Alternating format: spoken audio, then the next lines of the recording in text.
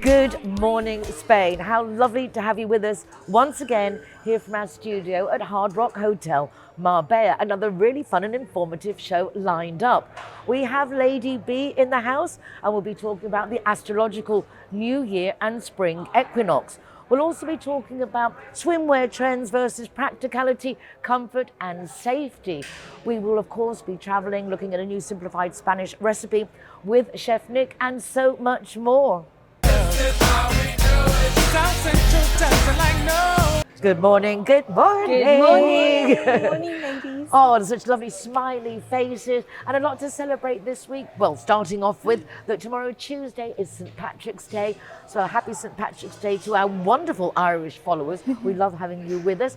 And then, of course, on Thursday, it's San José, St Joseph, which is a really big deal for all Josés in Spain because they celebrate Saints' Days almost more than birthdays, don't they, Kate? I know, they are. And do you know what? I only just know this just because, as I say, my husband's Spanish. So I really started to learn like the importance of them. And he's a Jose. I know, exactly. I mean, that's like the biggest saint there is. Don't forget that day. In fact, it is also San Jose and it's Father's Day in Spain. So it's a busy week. It is a busy week. Well, welcome back, Nikki. It's lovely to be here. It's lovely, but it's funny when Nikki comes and goes, obviously back from London. Yeah. And I think every time you come back, you find yourself intrigued about the Spanish timekeeping. We seem to frequently have this conversation. It's just so different to England, UK. It's so important when you're in London, particularly because I live in London, that everybody's on time. You get to meetings on time. But here, everybody's just so relaxed. But I've noticed that people, when you are late, they don't get offended by it. It's just, it's like, oh, it's normal, it's normal. Yeah, and I'm like, but you're like an hour and a half late. And it's like, nobody is bothered apart from like the Brits. Well, I think also it depends on the area. Yeah. So for example, I found that in the north of Spain, it's very much like in the UK. Yeah. So when you work in Bilbao and anywhere from Barcelona, it's very much like in the UK. The further south you go, like in any country, things get more relaxed. I think as it gets warmer. A lot warmer. to do because as it gets warmer, you you live more outside, you appreciate life more. It's not all about work and the office. And so I think that makes a difference. And of course, there are those that take liberties with time, but we can't assume that everyone is going to be the same. Yeah, so we do tend to generalize because it's not all Spanish. And you can't just arrive an hour late because you think, oh, that's what they do here. Because not necessarily, particularly in business. Yeah. If you were with business people when you visit, on time. then they would be on time. Yeah. So I think that we do. I just think it's more acceptable that if you turn up to say, I've got Dutch friends that live here who are more like British people in their mindset. And I think it's the colder the country, the more rigid the people are. And then they kind of just say, oh, they'll have a lunch and they turn up half an hour late, they're sat on the beach. But it's just a bit more acceptable. Yeah, as I say, I think it's again in it's a holiday atmosphere. Yeah. If you were in a normal living environment, it's not the same. And then, sorry. I also think you've gone from like one extreme to the other because London particularly is so like fast paced in general. Like you go down the tube and it's like bang, bang, bang, bang, bang. Yeah. And Madrid's a little bit like that as well. Yeah. And then here again, it is Exactly. I think a lot depends on the area, the sun, the lifestyle. But even in really sunny tourist areas, for example, because the paperwork is so laborious, we tend to complain and put that as a generality about, oh, the Spanish. No, it's a system you don't understand. It's different. And probably you don't speak the language, which makes you think that it's something to do with Spain, when really it's just that you don't speak Spanish. Systems having are said different. that, I got a parking ticket here. I've been coming here for years. I've had one in about the last 10 years. Trying to pay the parking ticket. I know it's not linked to lateness, but my God, that was a job and a half. A challenge. That was so protracted, just trying to like go here, knock on an office, no, go to that office, go there, fill in that form. I was like, I just want to pay the money. No, go to the town hall. And in London, you just do it on an app, pay, done. I was like, oh my God. I think some insurance companies actually do cover that for you. Do they? That if you find you have a fine, I'm lucky, I just contact my insurance companies. I think Well, I've got a that's fine. fine. And they do and they get on with it. Yeah. But do you know what? I think, sorry, Del, I was going to say, I agree with you though, Nicole, in the terms of, I think it's not kind of everyone as such. I think like you're saying, like more like business professionals, like where you have your day all organized. Because I know, like, for example, with all of us, it's like we know that we have to be certain places at certain times. So it's kind of like you've got to be on time. And it's like if someone misses that hour, well, exactly, they have to reorganize. Exactly. Do not take it as a given, because it's not. No. Holiday aspect, working aspect. Not quite the same ball game. Yeah. Exactly. Interesting. Yeah, it's interesting. Good. Make my day. make my day.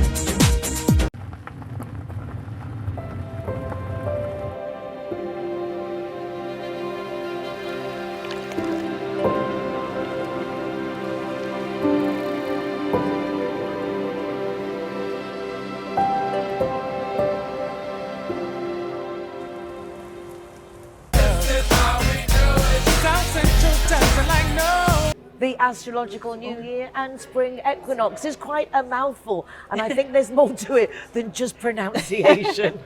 Nikki, tell us more. Right, so we've got, so the new year for astrology, it starts on March the 20th. So it's not like the normal new year that's January the 1st, which to me always Or feels, even the Chinese New Year that was the 15th or 17th of February. Exactly, but that always feels a bit weird to me because it's dark and it's cold and you've had Christmas and everybody's like not in a great place. Whereas with astrology, it starts when the sun moves into Aries, which is the first sign of the zodiac. Makes far more sense. March the 20th. Yeah, and it's spring and it's, things are being born and all the gorgeous flowers are coming out. It's like a rebirth, like that it's getting lighter. And also this year we've got March the 20th, which is the spring equinox. So it basically means the days and the nights are equal length. So it's brighter and it's lighter and it's the start. We've just learned something. Yeah. So it's the start of spring. So everything is kind of budding and new things are coming in. And I think for me that lends itself more to kind of a new year, new start, reset, and it links with the weather and nature. Everything in nature is changing. Nicer. Yeah, I mean, for me, the new year the then. Gregorian calendar Yeah, isn't it's made January up. yeah. I mean, it's just a made up dates that the powers that be in those days Exactly. decided, Yeah. let's do this. Yeah. It doesn't make sense. No. It makes far more sense that a new year starts with rebirth. All the Exactly. lambs are lambing. Exactly. Everything's It's warmer. It's warmer. warmer. And nature. The flowers Exactly. are flowering. I mean, Yeah. it just lends It's itself. much more aligned. So we've got that on the 20th. So we've got the new year, the equinox. We've also, it's the end of Mercury retrograde as well. So we've been in a period of Mercury retrograde when typically things go wrong, things break, people can't communicate, exes come back that you don't want, and all that kind of negative stuff.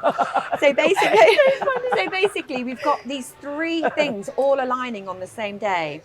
And it's just such a sign to reset, take new things on, start new projects. And I think also it's a good time to clear old energy. If you're at home, clear your space, do something sort of tangible and physical. If you've got a room or a study or the kitchen, clear it out, get nice and tidy, get rid of all that sort of old energy and let new things come in.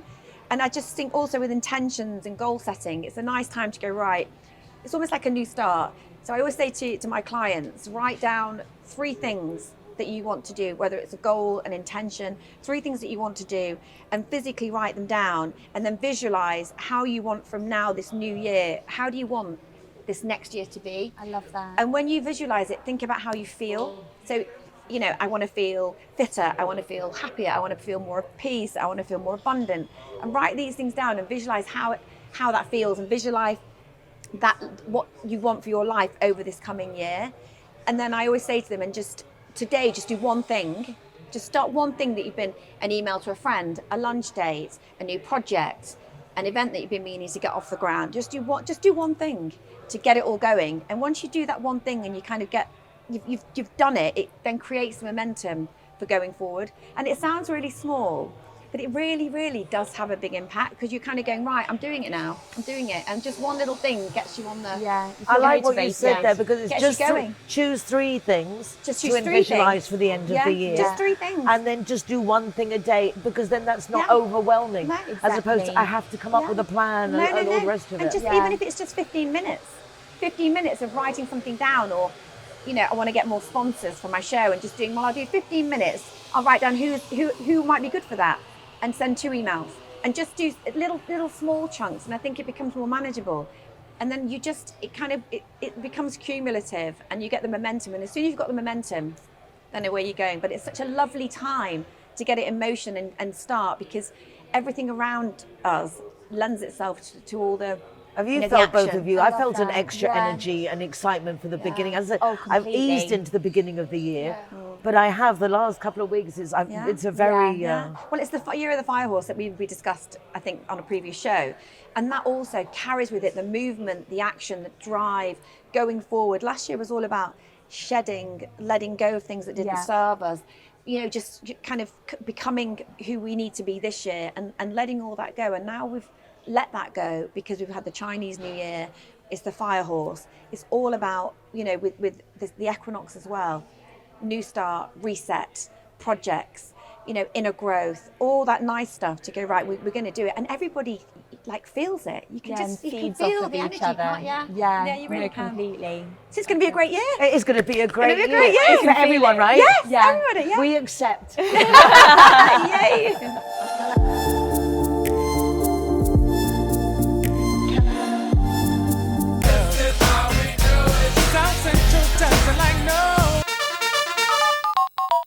When you think of car or motorbike insurance, think Linea Directa. When you most need your insurance company, Linea Directa are there for you. With tow trucks, courtesy car, mechanics, legal advice, even overnight stay in a hotel if you need it. There's a whole department dedicated to us Brits with people who speak English there to help us. If you're looking for an insurance policy that really takes all your needs into consideration whilst you're driving in Spain, then Linea Directa really is the company for you. Why don't you give them a call? 952 14 78 34 or contact them online. Make my day. Make my day.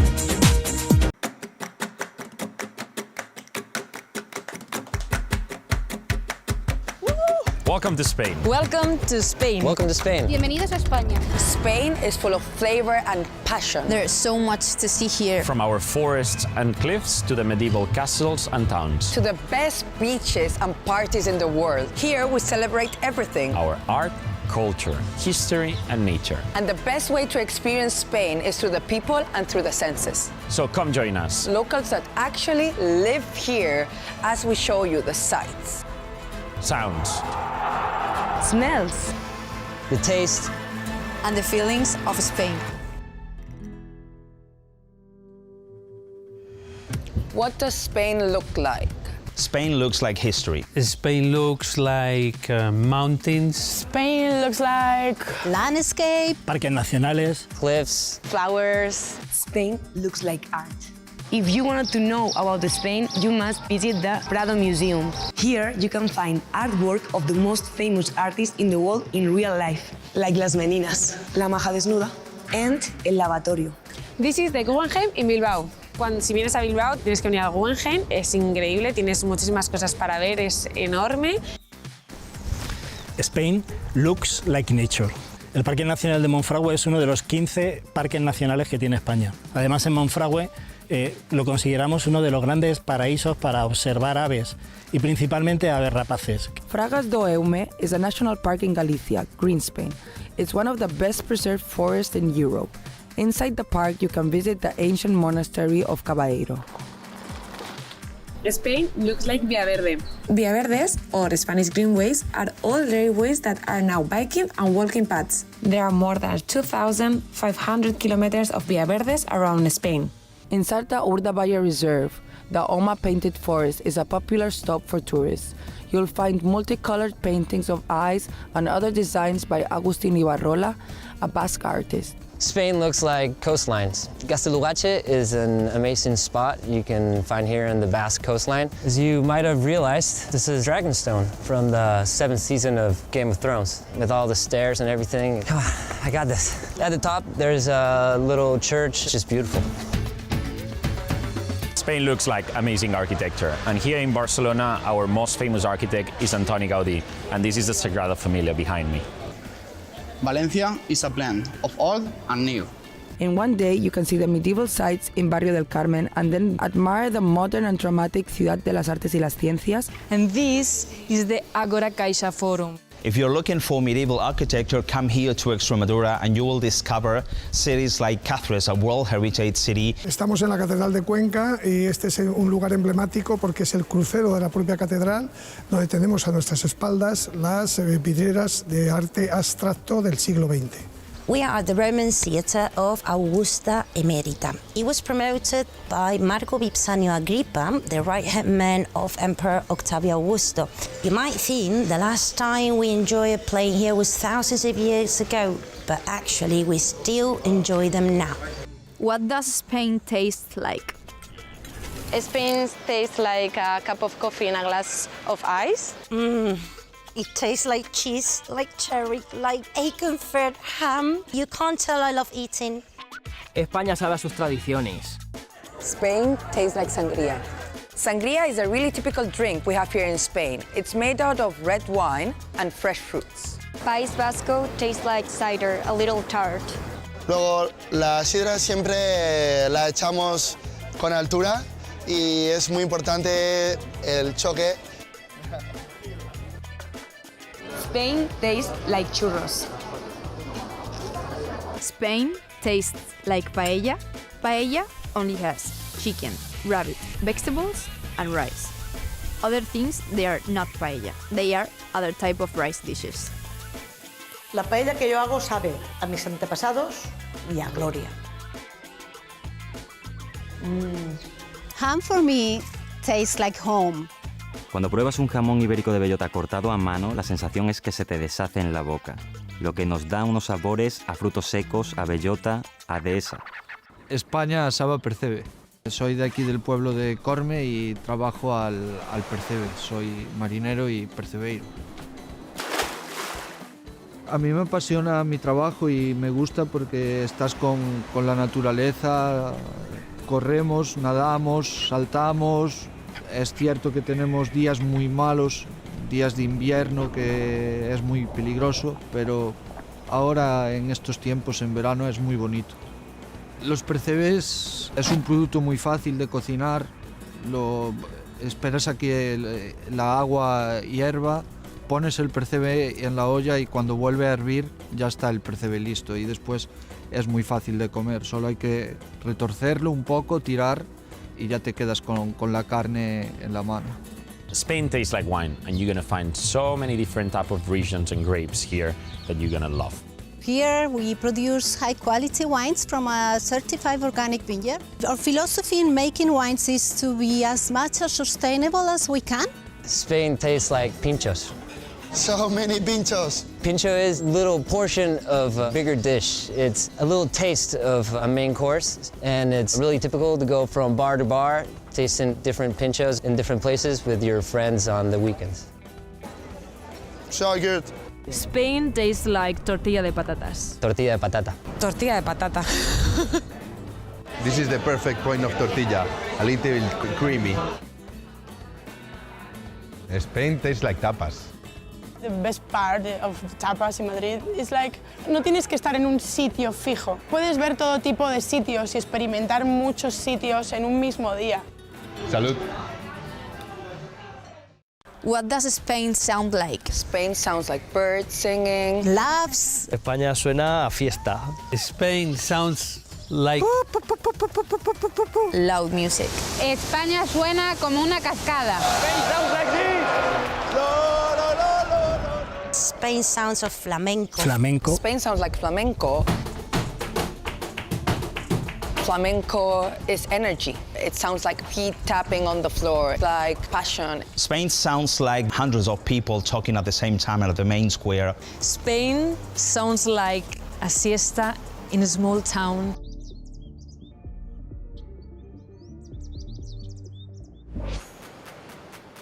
Spain sounds like waves crashing. The waves breaking in the coast. The birds at the beach. We're on a boat in Albufera.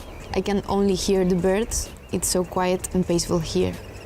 Barceloneta Beach is the most iconic beach in Barcelona. You can meet friends really easy, you can play volleyball, and there's always like a really cool and good vibe. Spain sounds like lots of different languages. A lot of languages. Many languages, such as gallego. Morriña es una palabra en gallego que expresa el echar de menos el hogar. Catalan sounds like this. Benvinguts a Barcelona. Euskera, the language we talk in the Basque Country. Ongi etorri Euskal Herrira. In Valencia we speak valenciano. Això no passa res. And of course, castellano, which you may know as Spanish. Caña aquí, a beer in here, please. Por favor. Spain smells like this. Spain smells like a big mix of everything. Spain smells like salty air. Or the flowers of the mountains. Spain smells like jamón. It smells like grapes. Spain smells like rosemary. Spain smells like azahar. Para mí España huele a mar, pero a la vez huele a campo y montaña. Spain smells like the ocean.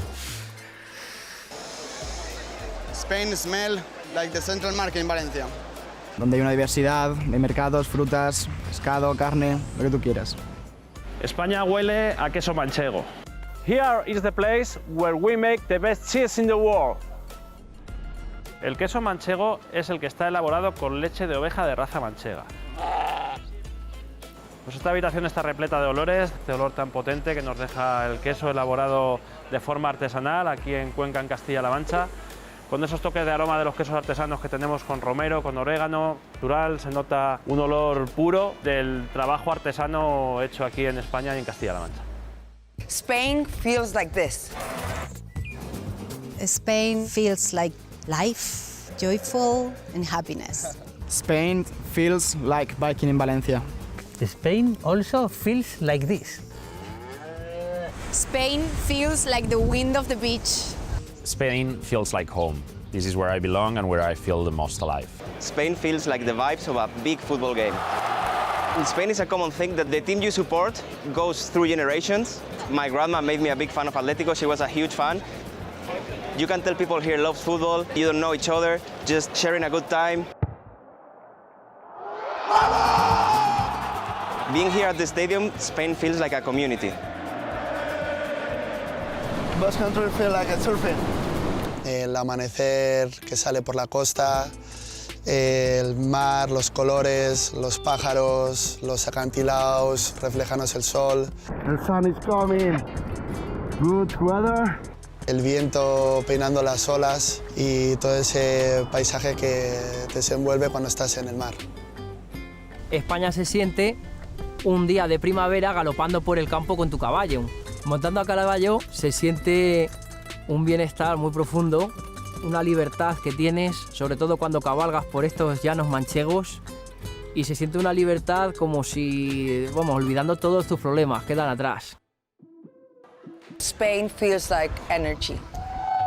What's most amazing about the nightlife in Barcelona is you can go to the most exclusive and amazing big clubs, but at the same time you have all kinds of party that can go on and on for like weeks. Okay, wait. You already seen Barcelona. Let me show you Madrid. The special thing of Madrid is you can go out alone and you will meet a lot of people and have a lot of fun all the day and all the night. I love it. Spain is my family. España es buena comida y buen clima.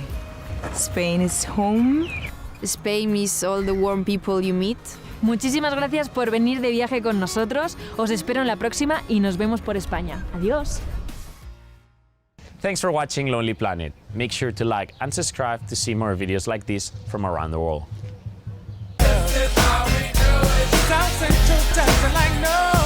And now for something completely different. Let's go and join Hannah and Holly in the spa.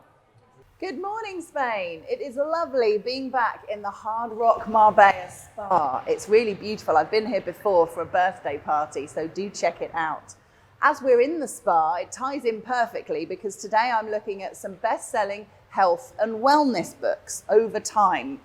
Starting with Don't Sweat the Small Stuff, and it's all small stuff. Simple ways to keep the little things from taking over your life. It was published in 1997 and it's by Richard Carlson. During his life, he was considered one of the foremost experts in happiness and stress reduction and was a frequent guest on shows like Oprah, The Today Show and The View. Don't Sweat the Small Stuff was a publishing phenomenon with over 20 titles in the brand franchise. The words "Don't Sweat the Small Stuff" have become part of American culture thanks to his book that became a runaway bestseller and made publishing history as the #1 best-selling book in the US for 2 consecutive years. That's even more than any fiction book. The book asks you to put challenges in perspective, reduce stress and anxiety through small daily changes. It tells you how to keep from letting the little things in life drive you crazy. He advises you to choose your battles wisely, remind yourself that when you die, your inbox won't be empty, and make peace with imperfection. You'll also learn how to live in the present moment, let others have the glory at times, trust your intuition, and live each day as if it might be your last. Some great life lessons there. Then we've got the Blue Zones, lessons for living longer from the people who've lived the longest. This came out more recently in 2010 and is by Dan Buettner, a longevity expert who draws on his research from extraordinary long-lived communities, or Blue Zones, around the globe to highlight the lifestyle, diet, outlook and stress coping practices that will add years to your life and life to your years. He says that a long, healthy life is no accident. It begins with good genes, but it also depends on good habits. If you adopt the right lifestyle, experts say, chances are you may live up to a decade longer. Dan has led teams of researchers across the globe to uncover the secrets of Blue Zones, geographic regions where high percentages of centenarians are enjoying remarkably long, full lives. The recipe for longevity, he has found, is deeply entwined with community, lifestyle, and spirituality. You won't find longevity in a bottle of diet pills or with hormone therapy. You'll find it by embracing a few simple but powerful habits and by creating the right community around yourself.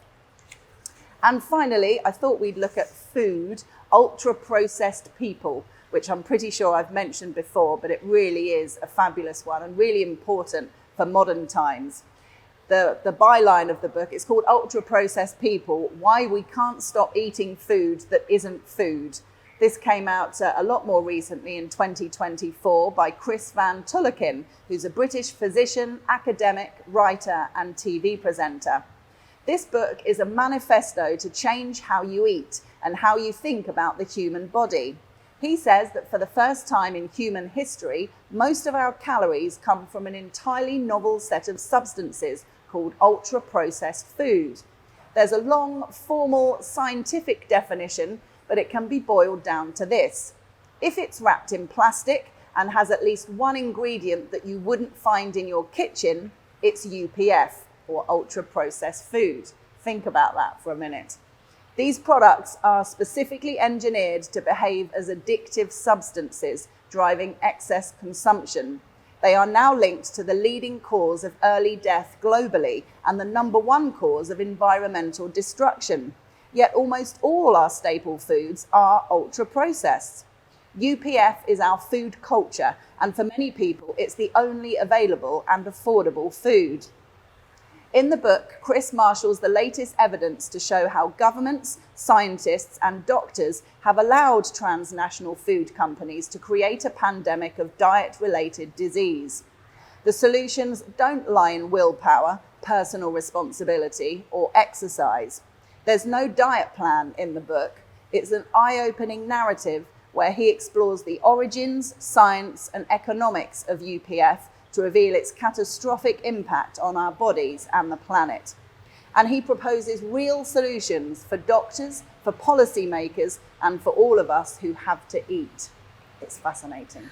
Wow. It really, really is. The last book's very heavy, Yeah. because it is so true. And we're just scary. not aware of it. Yes, if it's in plastic, 90% of what we buy, and has one item that's not in our kitchen, basically everything has 30. Even vegetables are wrapped in plastic now, though, aren't they? And they're treated, I mean, you think all the pesticides they put on our fresh produce, if it's going to kill the bugs, why is it not going to kill us? Yeah, definitely. You know, and it's absorbed into the very core of what we're eating. Yeah.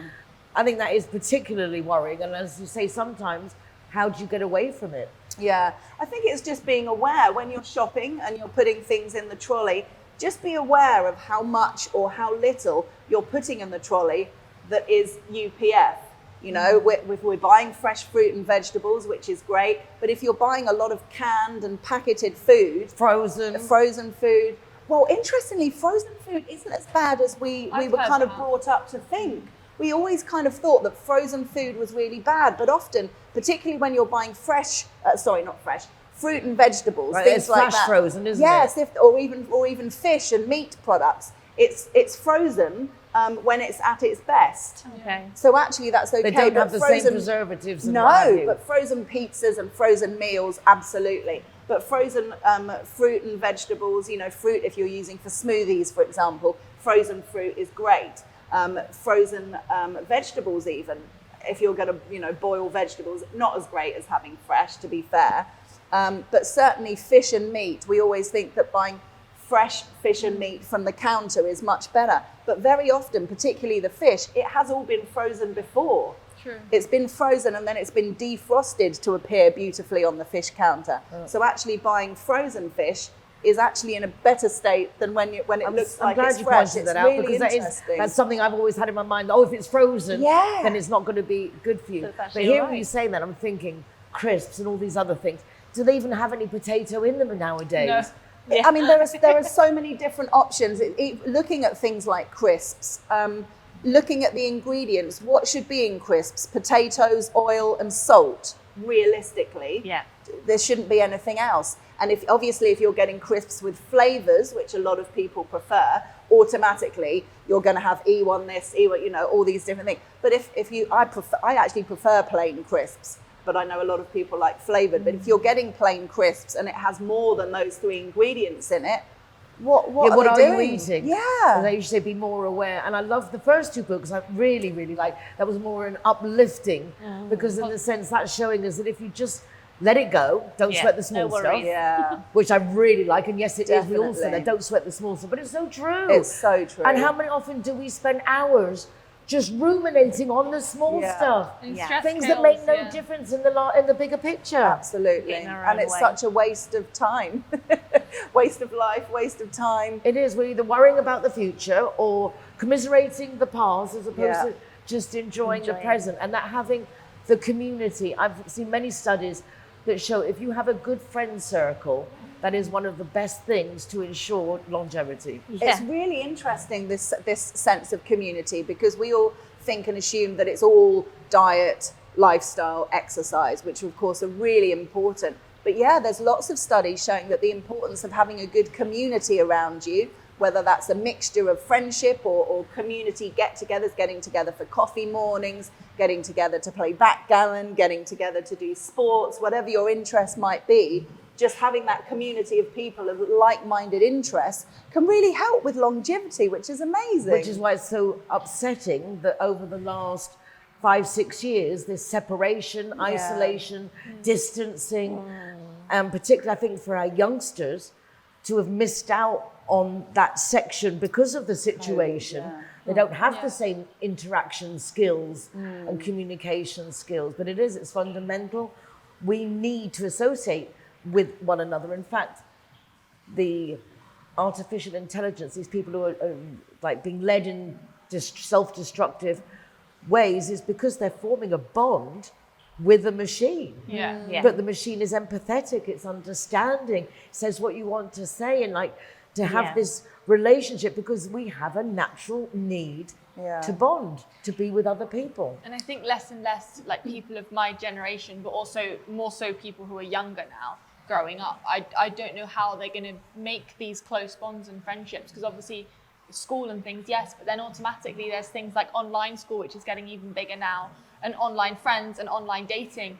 And I don't know how you're ever going to be able to speak to a real person, and it's gotten bad enough.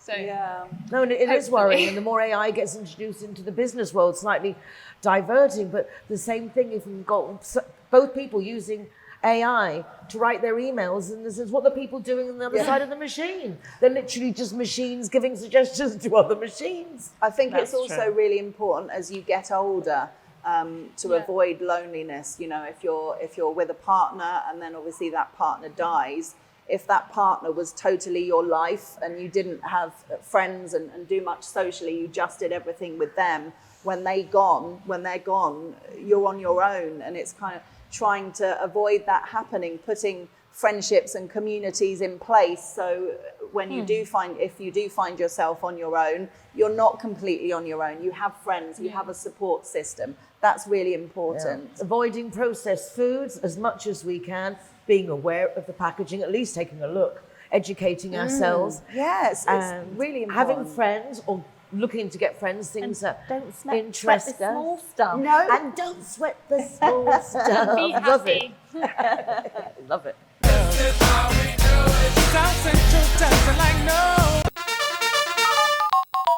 Linear Directa has come up with a squatter policy for just €24 a year.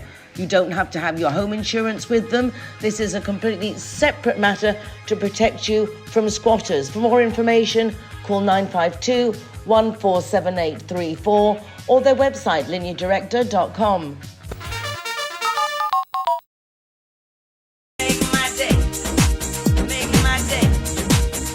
Before we throw Lily and Holly in the pool, we're going to have a little chat about bathing suits. A lot of fashion involved and also some safety tips when we're choosing the colour, particularly for our kids. Holly, lovely to see you. And you. Yeah, and lovely that you're going to be getting in the pool. Yes, thank you for inviting me to the pool at the Hard Rock. It's lovely, isn't it? It is gorgeous. The whole This installations spa, here really are absolutely delightful. And what a great idea, as you said, to come and do a birthday party here, do the spa circuit. Yeah, it's nice. You can have lunch as well, breakfast buffet. You can enjoy that and come in the spa together. It's really good. Really fun thing to do. So, Holly, you've been mentioning that there's a lot of going on in the fashion world of bathing suits. I never think about bathing suit fashion anymore. Who'd have thought swimming and fashion? I mean, I used to. When I was a kid and I worked in the beach bars and things, it was a big deal, you know, especially the Brazilian bathing suits were so outrageous and out there. Exactly. So shopping this time of the year in Spain, the shops are actually full of swimsuits already. And taking a look, there's lots of pastel colours, there's lots of dark blues that are great for the ocean and blending in with the sea, the colours of the, you know, the pool as well. But these pastel colours are so in at the moment, like pale neons and like pale hibiscus and corals. And I love corals so much. What's hibiscus? Hibiscus is the flowers, and a lot of usually they're like a corally red. Oh, nice. Yeah, gorgeous. And there's yellow hibiscus as well. So there's patterns. So some people like to wear patterns, so they're still in fashion, but it's block colour mostly.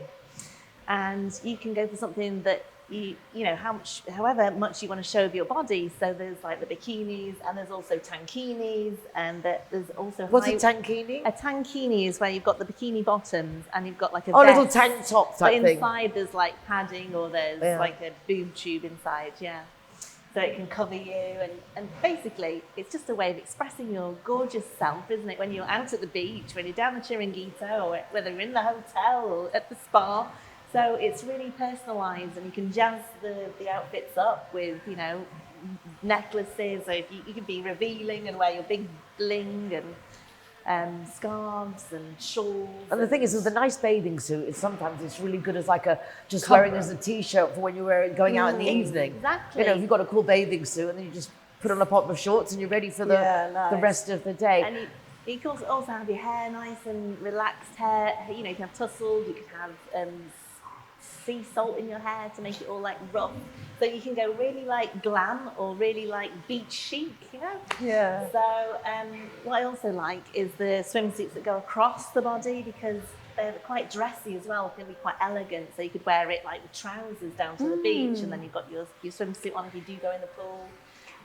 I always think with swimwear as well, I mean, some people don't really care about their body size and shape and just wear what they want, which I love. But I also think sometimes it's good to understand your body shape and know what suits you. You know, you might see a size 6 model in like a tiny string bikini and think, oh, I love that. And then put it on, maybe it's my size, and be like, oh, good God, no. Do you know what I mean? So you might want to... I mean, I was very delighted when they brought out like the bra tops.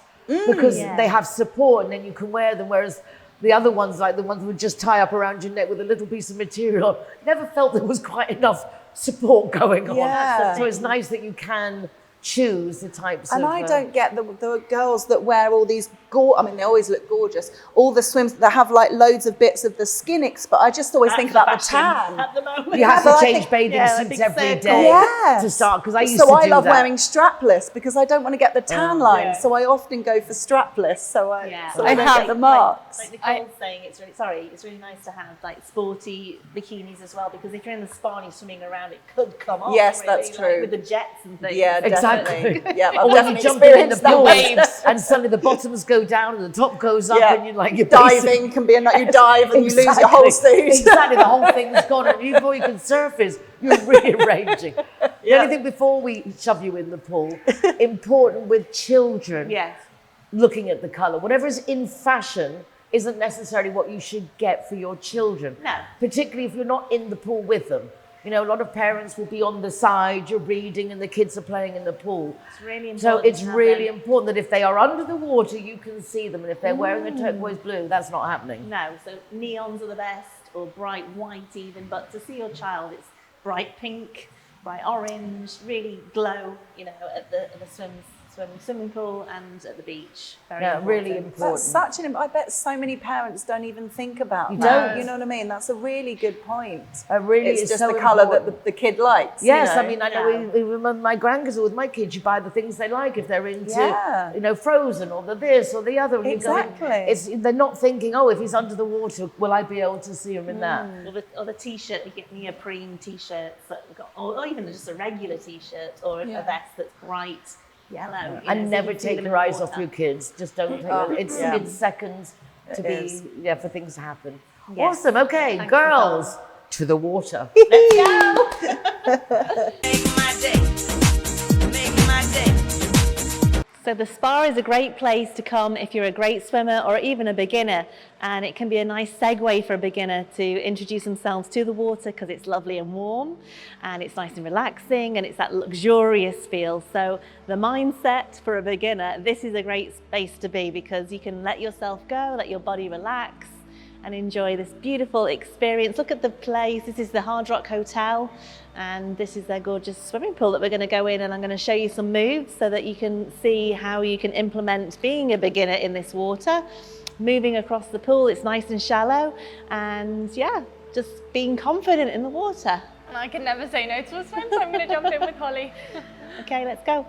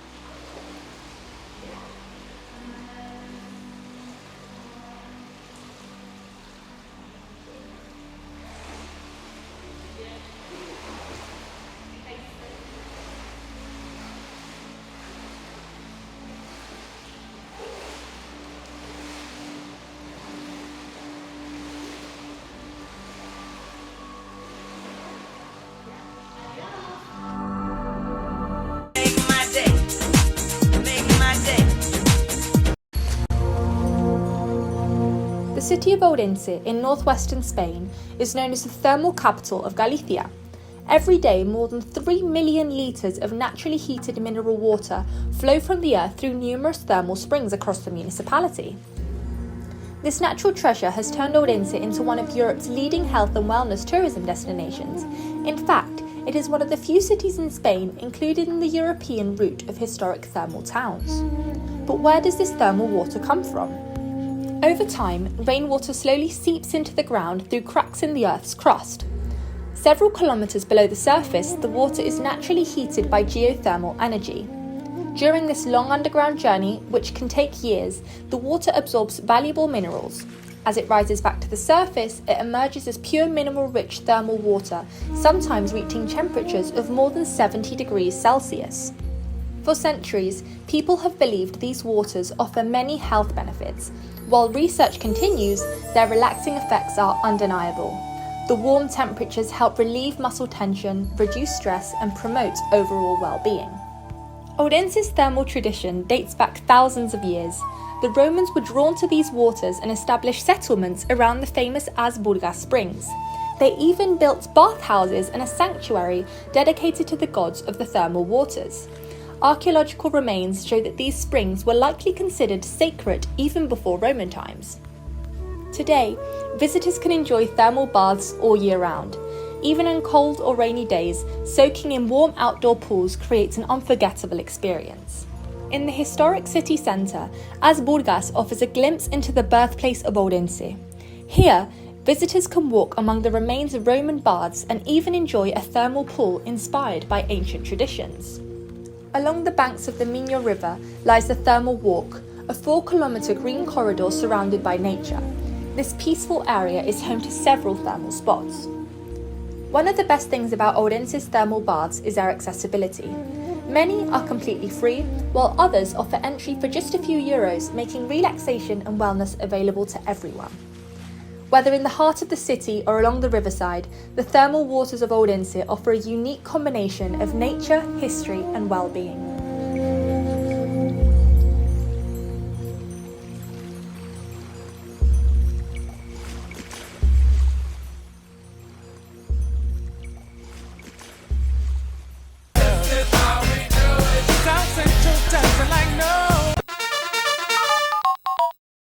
Linea Directa appreciates just how important our pets are to us, and that's why they brought out one of the most comprehensive insurance policies on the market, from just €39.90 a year. Give them a call on 952 147834 or from the website Linea.Directa.com.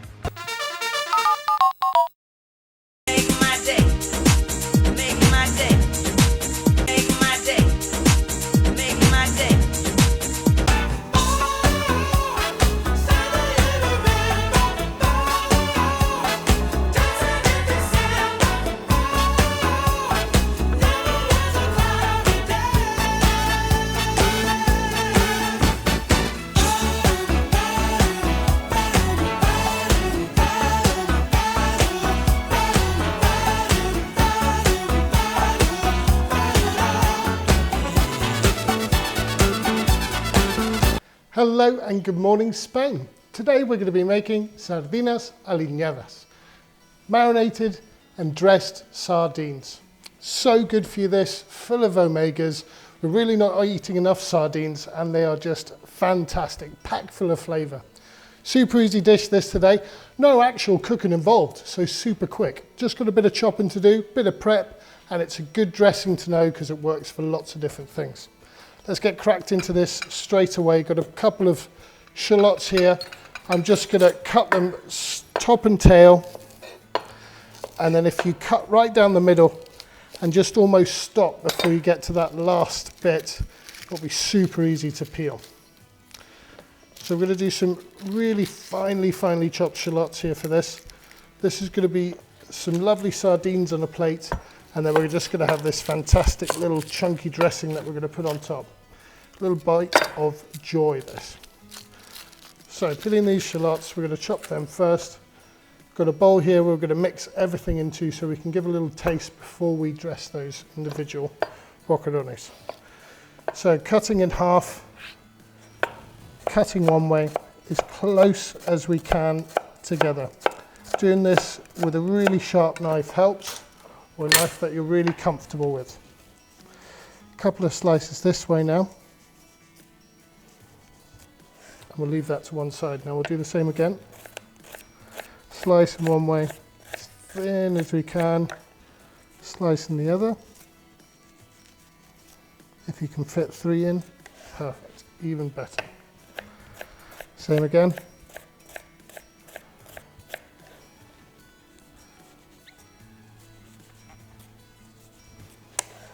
One more.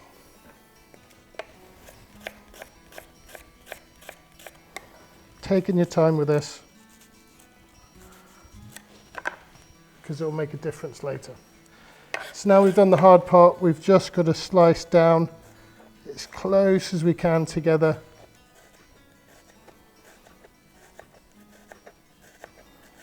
You end up with these lovely tiny, tiny pieces of shallot, which are just going to be a bit sweet, a bit tastier than white onion or red onion. Perfect for this dish. Slicing down again, as close as you can.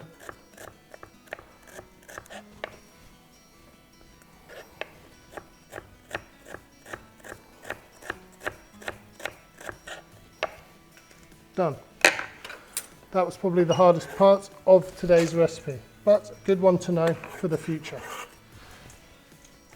Now we've got some lovely other ingredients which we're going to throw in here too. So I've got one fresh lemon that I'm just going to zest first into this bowl. Again, you'll notice I'm going to try and keep everything a bit separate in there so we can see the beautiful colours when we mix it together.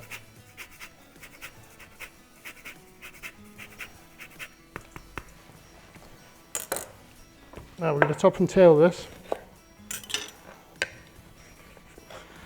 and then just cut down, and then as soon as we've seen that rind, that's where we want to cut behind. All this is quite bitter, so we don't want that.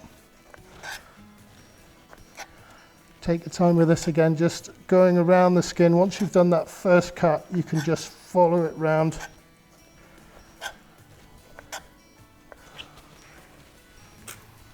Left with this lovely peeled lemon.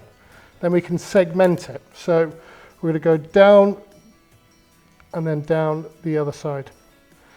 The lemon itself really gives you the guidance of where you need to be cutting for these things.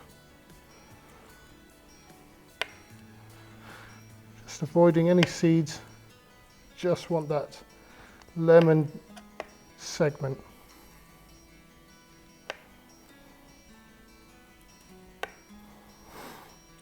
Again, great one to learn how to do this, because we can use this for lots of different recipes.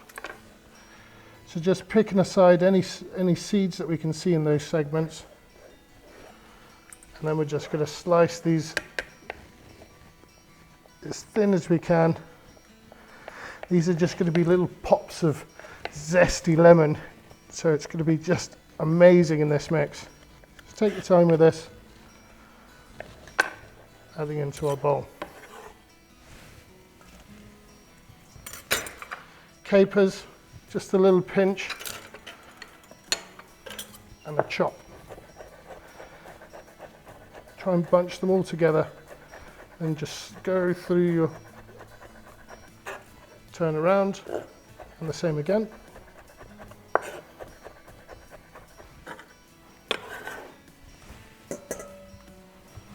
Lovely sun-dried tomato here. I'm just going to give this a little pat down just to get rid of that excess oil, and also it's going to make it a lot easier to cut.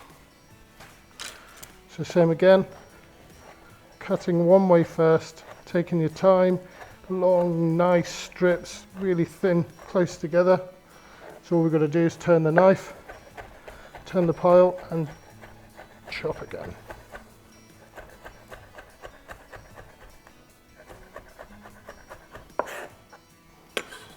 Sun-dried tomatoes. A little bit of parsley here as well. We're just going to give that a chop. This is going to be this combo. The bowl is already looking fantastic. The colours in there. So you already know this is going to be amazing.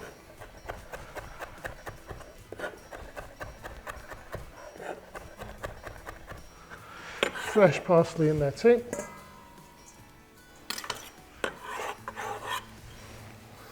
Now, finishing touches, bit of seasoning, bit of salt, bit of pepper. Be a bit careful with the salt. Capers are a bit salty and our sardines are a bit salty too. Bit of olive oil. Just giving this all a nice mix together. I mean, the colours look amazing and it smells fantastic. So anything you put this on top of is just going to take it to another level. Super fresh ingredients, super easy. So let's start plating up. So we've got our lovely sardines. I love to just do them one up, one down. And we can see the skin on them.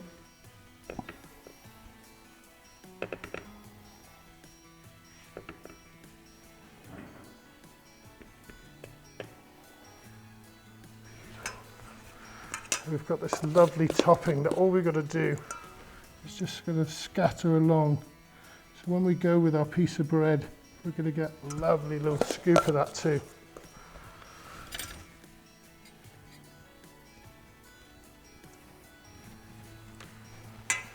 Now, simplicity. This is simple as it gets, but it packs a real punch of flavour. So let's dress the plate a little bit.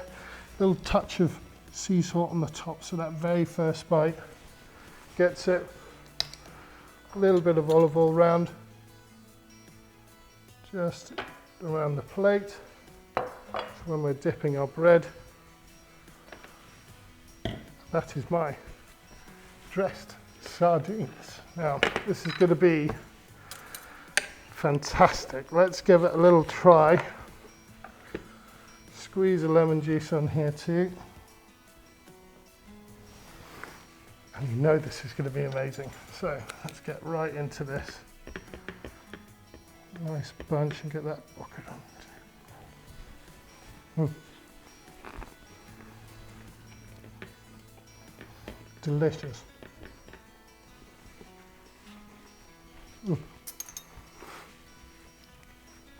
The topping by itself is just amazing. So adding that saltiness, oh, just takes it to the next. Give this a try at home. Thank you very much and good morning.